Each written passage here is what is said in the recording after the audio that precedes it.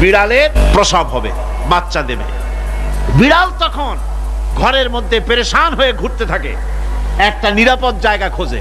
প্রসব করার 2-3 দিন আগের থেকে খুঁজতে থাকে তার জন্য নিরাপদ জায়গা কোনটা। এরপরে খুঁজতে খুঁজতে প্রসবের দিন সে সত্যিকারের ঘরের মধ্যে সবচেয়ে কোনা কানা জায়গা যেটা, সেই রকমের একটা নিরাপদ জায়গা সে বেছে নিল। এরপরে বাচ্চা হলো।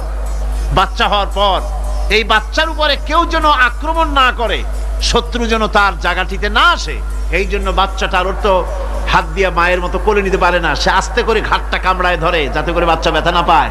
ওইভাবে করে ঘাড় কামড়ায় ধরে আজকে এই সিঁড়ির নিচে, কালকে ওই খাটের নিচে, পরশুদিন এই আলমারির কোনায়, এইভাবে বাচ্চাগুলি সরায় সরায় রেখে বাচ্চাকে প্রতিপালন করে। এই বিড়ালটাই হেদায়েত দিলটা কে? যিনি দিলেন তার নাম রব, তিনি হচ্ছেন রব্বুল আলামিন। সন্তান প্রতিপালনের ব্যবস্থা শুধু দুনিয়ার মানুষকেই দেন নাই, প্রাণী জগৎকেও দিয়েছেন। সুবহানাল্লাহ।